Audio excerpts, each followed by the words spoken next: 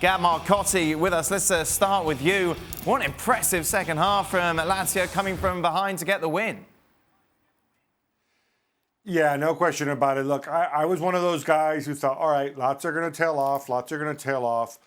But the reality is they have so many weapons.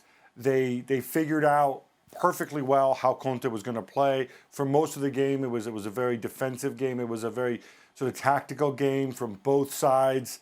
And then Lazio won a goal down, and they didn't despair. And they said they said we're going to pick our spots. And you know, Daniele Padelli is not Inter's starting goalkeeper for a reason. I thought he was responsible on both goals, and that was all the difference. But you can only praise Lazio. And by the way, Milinkovic-Savic, all season long we talked about how great Luis Alberto is. Milinkovic-Savic popping up at the right time. Yeah, Luis Alberto's been great, but you know that he's maybe not had the best of seasons, Milinkovic-Savic, but he's starting to come a little stronger. We know the talent's there. They haven't lost in the league since September, which is incredible. They did lose a couple of times to Celtic. You didn't get that in. Always managed to shoehorn that in, but they're a good side. They play the three at the back. They got his name escapes me from Lucas Leiva, who at 33 is still patrolling in front of the back four. Up front, you've got a natural goal scorer in Ciro Immobile, who, by the way, should have killed the game right at the end. It was a great play from him, and saying that it was a good save, but it should have killed the game. Caicedo's and he never has been like a big goal scorer, but he's a foil. He's a foil for them.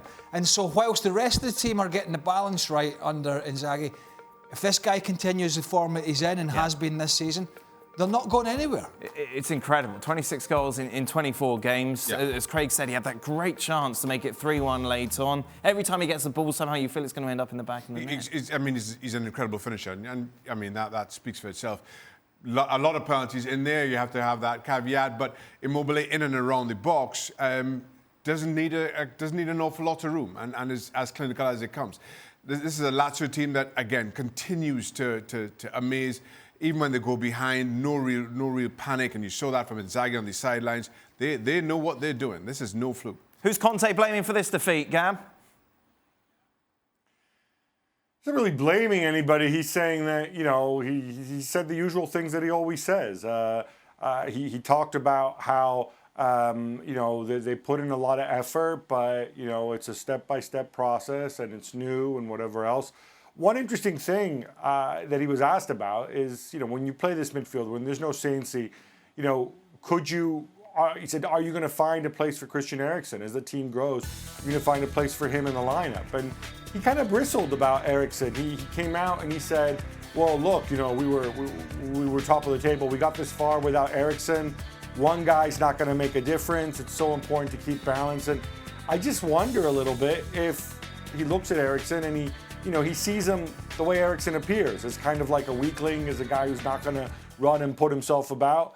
But we know from his time at Spurs that he can do that. And personally, I think either Eriksen or Sensi need to play every game just to give Inter that extra option of creativity. Because if Lautaro goes and presses the whole game on the deep line playmaker, Lukaku's on his own up front, and you're not going to generate enough.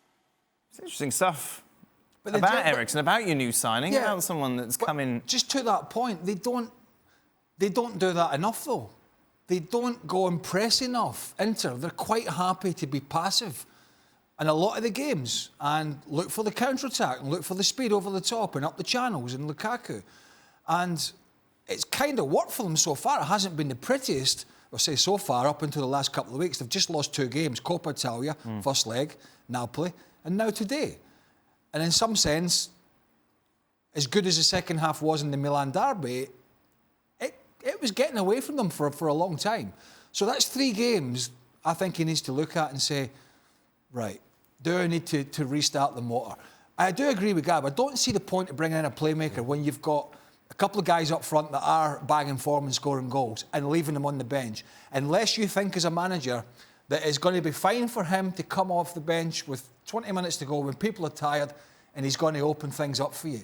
But that's difficult to do most times. When you're not getting a regular game as a starter, it becomes more difficult to come on and make an impact. I just don't get the Eriksen thing. Why you leave him out? After you complain about lack of signings in the first half of the season, you talk about how you want this team playing, and then you bring in a playmaker like Christian Eriksen to transform the way you play and control games, and then you don't use him. I really don't get it. I don't understand. Well, it seems to me that he's happy to have three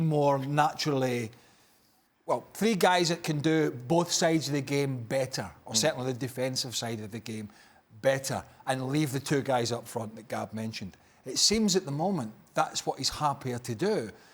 But if it starts to unravel a little bit and Lazio keep winning and Juventus keep winning, he might have to come out his shell a little bit, Antonio Conte, and let the loosen the straps. The thing is, though, Craig, he's happy to play that way, but when you hear a lot of his press conferences, he's talking about how this is an attacking team that plays on the front foot and presses teams higher up the park.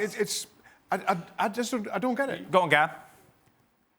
No, Shaka nailed it. He said it again after the game.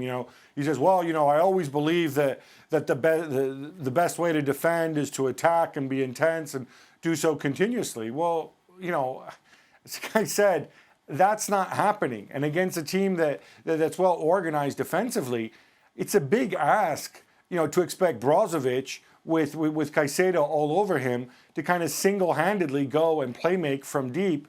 Because your wingers might put in crosses, but they're not going to create outside of that, and it's a tough one to really understand.